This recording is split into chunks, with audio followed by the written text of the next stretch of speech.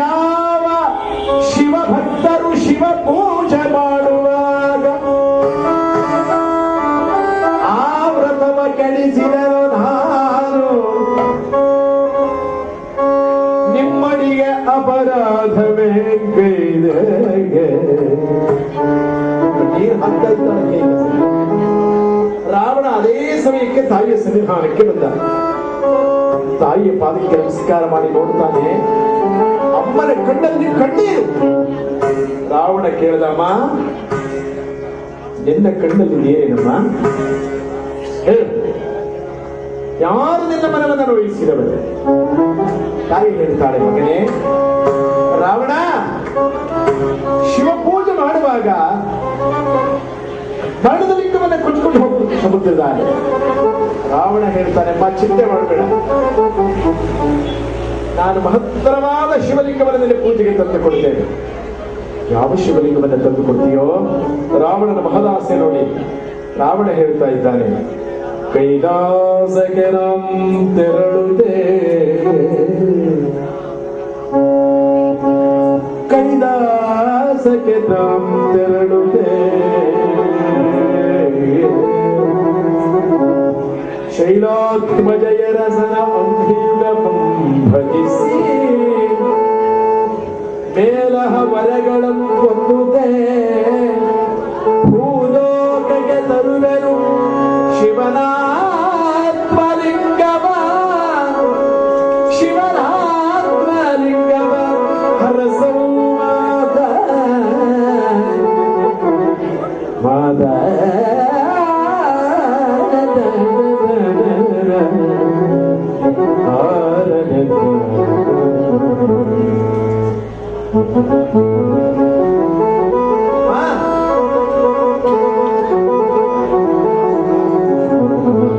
ನಾನು ಕೈಲಾಸಕ್ಕೆ ಹೋಗಿ ಶಿವನಿಂದ ಆತ್ಮಲಿಂಗವನ್ನು ಪಡೆದು ತರ್ತೇನೆ, ಆಶೀರ್ವಾದ.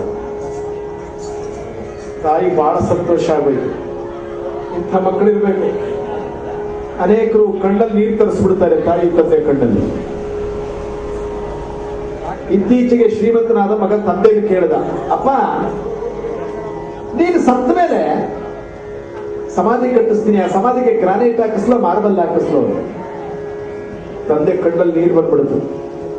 ಒಂದ್ ಸ್ವೆಟರ್ ತಂದ್ಕೊಡು ಅಂತ 1 ವರ್ಷದಿಂದ ಹೇಳ್ತಾ ಇದ್ದೀನಿ, ಒಂದ್ ಸ್ವೆಟರ್ ಇಲ್ಲ, ಶರ್ಟ್ ಎಲ್ಲ ಹೊರದೋಗಿದೆ, ಮೊನ್ನೆದೊಂದು ಶರ್ಟ್ ಕೊಡಿಸಿಲ್ಲ, ಸಮಾಧಿ ಗ್ರಾನೈಟ್ ಹಾಕಿಸ್ತಾರೆ. ನಾವು ವಿಚಾರ ಮಾಡ್ಬೇಕು. ಅದಕ್ಕೆ ಒಬ್ರು ಹೇಳ್ತಾರೆ, ತಂದೆ ತಾಯಿ ತಿರಿದು ದಿನಲು ಒಂದು ದಿನವೂ ಕೇಳಲಿಲ್ಲ, ಮಂದಗಮನೆ ಕೂಡಿ ಆನಂದದಿಂದ ನಿರುವರು, ತಂದೆ ಸತ್ತ ಬಳಿಕ 100 ಮಂದಿ ಗುಡಿಸಿ ತಮ್ಮ ತಂದೆ ದುಃಖನಾದರೆಂಬರು,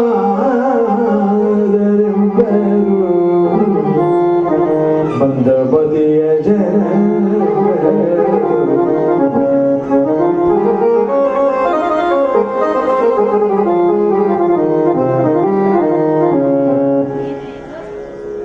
ರಾವಣ ತಾಯಿಯ ಕಣ್ಣೀರನ್ನು ಬರೆಸ್ತಾ ಇದ್ದಾರೆ. ತಾಯಿ ಹೇಳ್ತಾರೆ, ಹೋಗಿ ಬಾ ಮಗನೇ, ಆತ್ಮಲಿಂಗವನ್ನು ಪಡೆದು ತಾ. ಇದು ತಾಯಿ ಆಶೀರ್ವಾದ ಮಾಡಿದ ಮೇಲೆ ತಾಯಿಗೆ ನಮಸ್ಕಾರ ಮಾಡಿ ಹೊರಟೇ ಬಿಡದ ಕೈಲಾಸದ ಕಡೆ. ಎಂತಹ ಒಂದು ಸತ್ಯ ಸಂಕಲ್ಪ ಅವರದು, ಅದೆಂತಹ ಒಂದು ಉದಾತ್ತ ಮನೋಭಾವ. ತಾಯಿ ಆಶೀರ್ವಾದವಾಗಿದೆ. ಎಷ್ಟು ಜನ ಇವತ್ತು ತಾಯಿ ತಂದೆ ಆಶೀರ್ವಾದ ಪಡೀತಾರೆ? ಅನೇಕ ಕಡೆಯಲ್ಲಿ ಅವರಿಗೆ ಕಡೆಗಾಲದಲ್ಲಿ ಪ್ರಸಾದವೇ ಇಲ್ಲ. ಹಾಗೆ ಮಾಡಿರ್ತಾರೆ. ಅವ್ರು ಹೇಳ್ಕೊಡಾಗಿಲ್ಲ, ಬಿಡಾಗಿಲ್ಲ, ಕಣ್ಣಲ್ಲಿ ನೀರು ಸುರಿಸ್ಬೇಕು. ಅವ್ರು ನಾವು ಅವ್ರಿಗೆ ಏನು ತಂದ್ಕೊಡದೇ ಇದ್ರೂ ಪರವಾಗಿಲ್ಲ, ಅವ್ರನ್ನ ಚೆನ್ನಾಗಿ ನೋಡ್ಕೋಬೇಕು. ನಗನಗುತ್ತ ವಯಸ್ಸಾದವರು, ನಾಳೆ ನಾವು ಅದೇ ಸ್ಥಿತಿಗೆ ಹೋಗ್ತೇವೆ. ಅವ್ರ ಮನಸ್ಸು ನೋಯಿಸಬಾರದು. ಪುರಂದರದಾಸ ಹೇಳ್ತಾರೆ, ಹೆತ್ತ ತಾಯಿ ತಂದೆಗಳ ಚಿತ್ತವ ನೋಯಿಸಿ ನಿತ್ಯ ದಾನವ ಮಾಡಿ ಫಲವೇನು. ರಾವಣ ಅದರಲ್ಲಿ ನಿಜವಾದ ಪುಣ್ಯವಂತೆ ಕೈಕಸಿ ಮಾತೃ ದೇವೋಭವ ಎಂಬ ತತ್ವಕ್ಕೆ ಪಾತ್ರನಾಗಿದ್ದ. ತಾಯಿ ಆಶೀರ್ವಾದವನ್ನು ಪಡೆದವನೇ ಕೈಲಾಸ ಮಾರ್ಗವಾಗಿ ಹೊರಟ. ನಮ್ಮ ಶಿವ ನಂಜುಂಡೇಶ್ವರನ ಶ್ರೀಕಂಠೇಶ್ವರನ ಧ್ಯಾನ ಮಾಡುತ್ತಾ ಹೊರಟಿದ್ದಾನಂತೆ ರಾವಣ. ಶಂಭೋ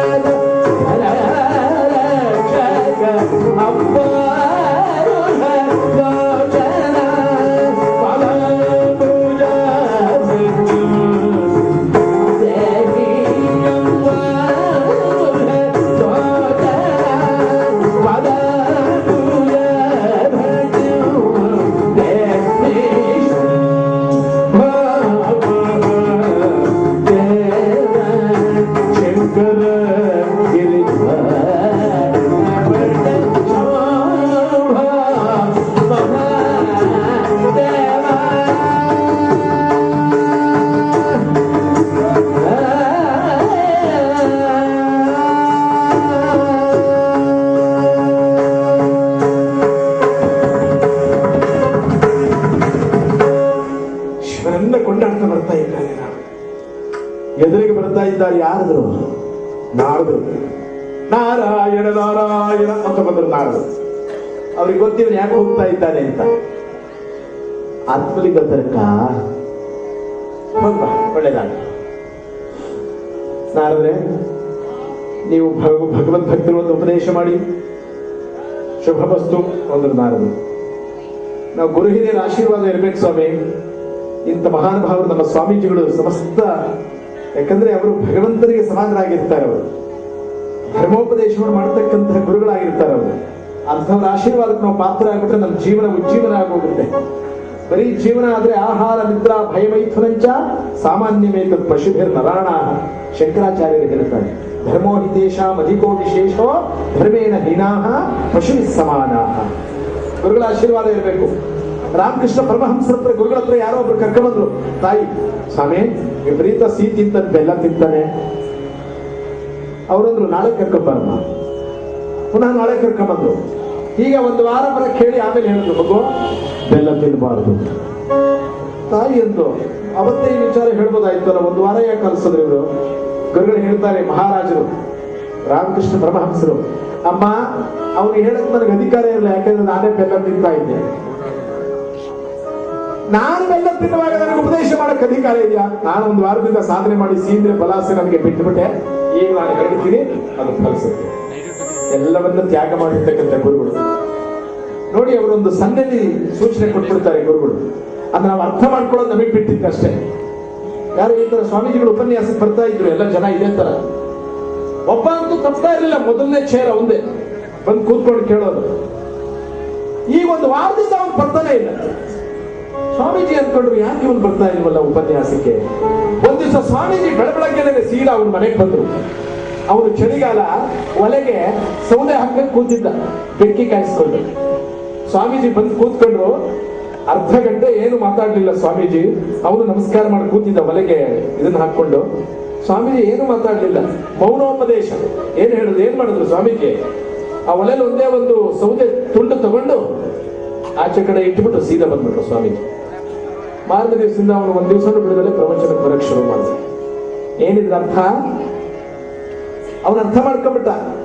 ಉರಿತಾ ಇದ್ದ ಒಂದು ಸೌದೆ ತುಂಡನ್ನು ತೆಗೆದು ಆಚೆ ಇಟ್ಟರೆ ಏನಾಗುತ್ತದೆ, ಒಂದು ಸ್ವಲ್ಪ ಹೊತ್ತಿಗೆ ಪಟ್ಟೋಗುತ್ತೆ ಸಂಪರ್ಕ.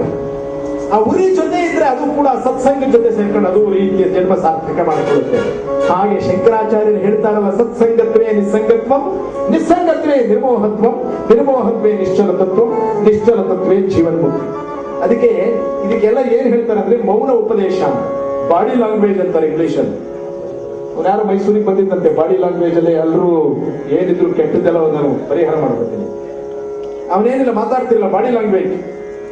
ಈಗ ಸಂಧೆ ಮಾಡೋನು, ಜನ ಅರ್ಥ ಮಾಡ್ಕೊಂಡು ಸರಿ ಹೋಗ್ಬಿಡೋರು. ಅವನ ಯಾರೋ ಒಬ್ಬ ಕುಡಿತಾ ಇದ್ದ ಸಿಕ್ಕಾಪಟ್ಟೆ. ಎಷ್ಟು ಕುಡಿತಿದ್ದ ಅಂದ್ರೆ ಯಾವಾಗ ಕುಡ್ಕೊಂಡೇ ಇರೋನು. ಇವನ್ಗೆ ಏನಾರು ಮಾಡಿ ಗುರುಗಳ ಹತ್ರ ಉಪದೇಶ ಮಾಡಿಸ್ಬೇಕಲ್ಲ ಅಂತ ಅವ್ರ ಅಪ್ಪ ಅಮ್ಮ ಕರ್ಕೊಂಬಂದ್ರು.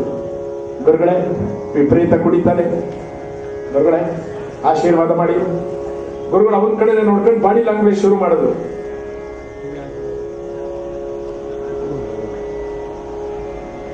ಅವನು ತಲೆ ಅಳ್ಳಾಡ್ಸಿ ಸ್ವಾಮಿಗಳಿಗೆ ನಮಸ್ಕಾರ ಮಾಡ್ಕೊಂಡು ಹೊಟ್ಟೋದು. ತಾಯಿ ತಂದೆಗೂ ಖುಷಿಯಾಗೋಯ್ತು, ಗುರುಗಳ ಮಾತಿಗೆ ಬೆಲೆ ಕೊಟ್ಟ ಅಂತ. ಅವ್ರೇನಂದ್ರೆ, ಸ್ವಾಮಿಗಳು ನೀನು ಕುಡಿ ಬೇಡ. ಮಾರನೇ ದಿವಸ ಅವನು ಬೆಳಬೆಳಗ್ಗೆನೆ 10 ಬಾಟ್ಲು ಕುಡಿಯದ. ಅವ್ರ ಅಪ್ಪ ಅಮ್ಮ ಕೇಳಿದ್ರು, ಏನೋ ನೆನ್ನೆ ತಾನೇ ಸ್ವಾಮೀಜಿ ಹೇಳಿದ್ರಲ್ಲ, ಏನ್ ಇವನಂದ, ಏನ್ ಹೇಳಿ ಸ್ವಾಮಿಗಳು? ನನಗೆ ಗೊತ್ತಾಗಲ್ಲ ಅಂತ. ಏನ್ ಹೇಳಿದ್ದಳು?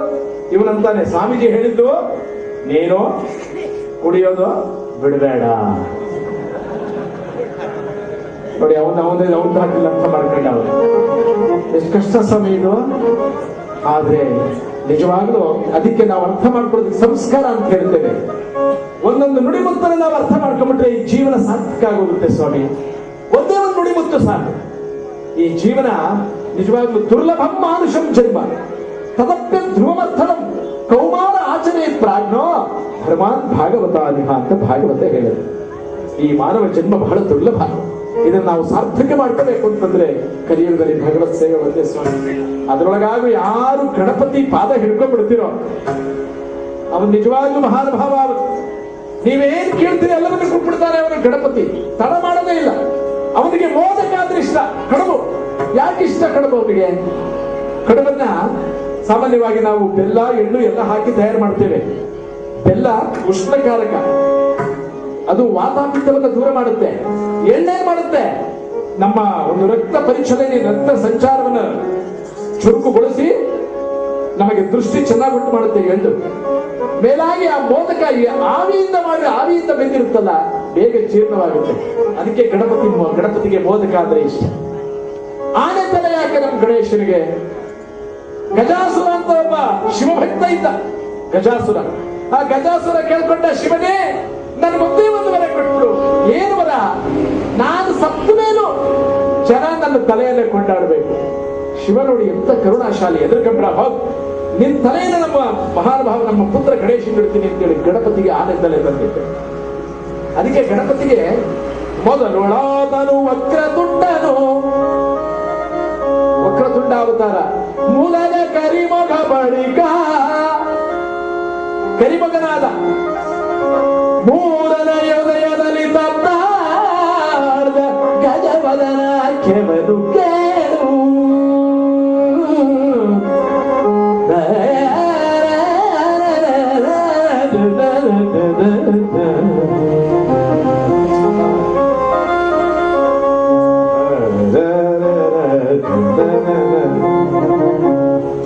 ಮಹಾನುಭಾವನಾದ ಗಣಪತಿ ಕರುಣಾಸಾಗರ ಸ್ವಾಮಿ, ನಮಗೇನು ಬೇಕೋ ಕೊಟ್ಬಿಡ್ತಾನೆ.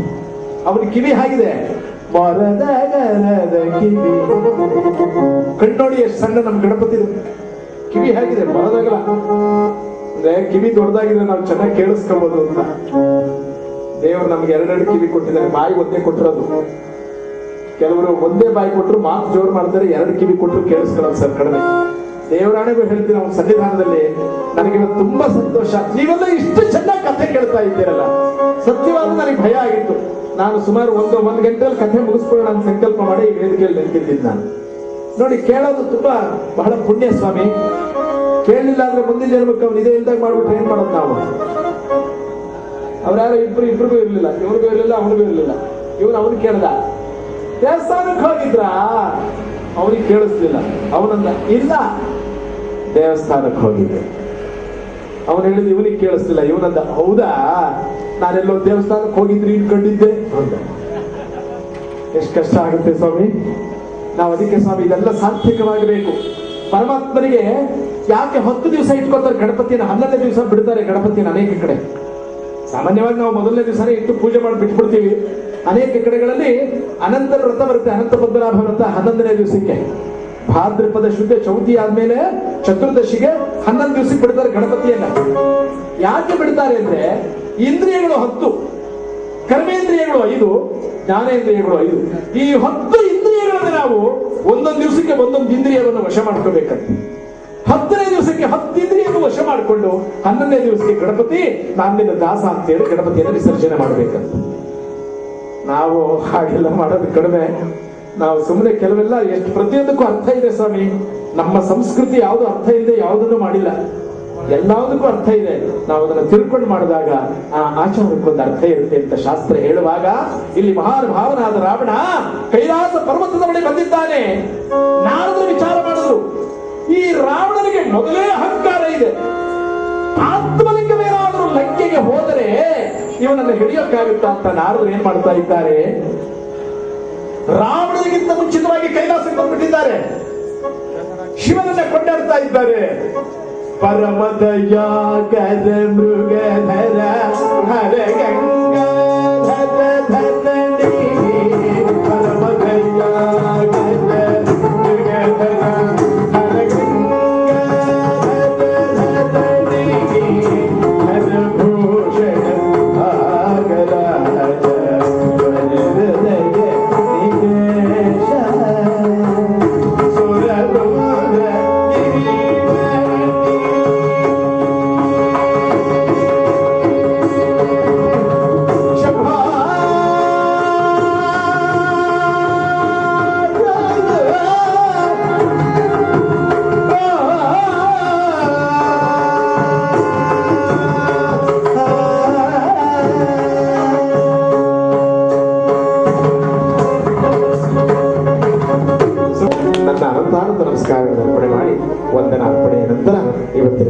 ಭಗವನ ಮಂಗಳದೊಂದಿಗೆ. ತುಮಕೂರಿನಿಂದ ಆಗಮಿಸಿ ಇದುವರೆಗೂ ಭೂಕೈಲಾಸ ಎಂಬ ಕಥಾ ಕಾಲಕ್ಷೇಪವನ್ನು ಎಲ್ಲರ ಮನಮುಟ್ಟುವಂತೆ ಶ್ರೀಯುತ ಮೋಹನ್ ಕುಮಾರ್ ಅವರು ತುಂಬ ಅದ್ಭುತವಾಗಿ ನೆರವೇರಿಸಿಕೊಟ್ಟಿರ್ತಾರೆ. ಪರಮಾತ್ಮ ಅವರಿಗೆ ಹೆಚ್ಚಿನ ಆಯುಸ್ಸು, ಆರೋಗ್ಯ ಹಾಗೂ ಅವರ ಕುಟುಂಬ ವರ್ಗಕ್ಕೆ ಎಲ್ಲ ದಯಪಾಲಿಸಲಿ ಅಂತ ಸಂತಾನ ಗಣಪತಿಯ ಸಮಿತಿಯ ಪರವಾಗಿ ಅವರಲ್ಲಿ ಪ್ರಾರ್ಥನೆ ಮಾಡಿಕೊಂಡು ಮಹಾದೇವ ಸ್ವಾಮಿಯವರವರಿಗೆ ಪುಷ್ಪಮಾಲೆಯನ್ನು ಮತ್ತು ಈ ಒಂದು ಫಲಪುಷ್ಪವನ್ನು ನೀಡಬೇಕು ಅಂತ ಕೇಳ್ಕೊತಾರೆ.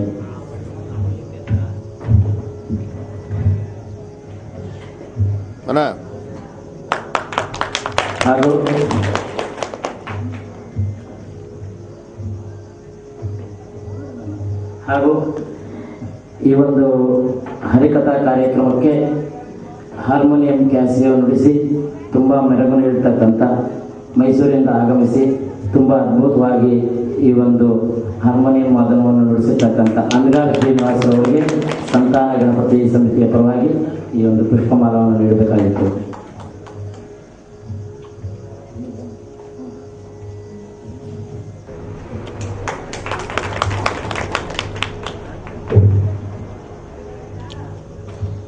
ಹಾಗೂ ನಾಳೆ ದಿವಸ ಭಾನುವಾರ ಆಷಾಢ ಶುದ್ಧ ದಶಮಿ ಸ್ವಾತಿ ನಕ್ಷತ್ರದಂದು ಬೆಳಗ್ಗೆ 5 ಗಂಟೆಗೆ ಬಿಂಬಲ ಪೂಜೆ, ಮುಷ್ಟಾದಿ ಶುದ್ಧಿ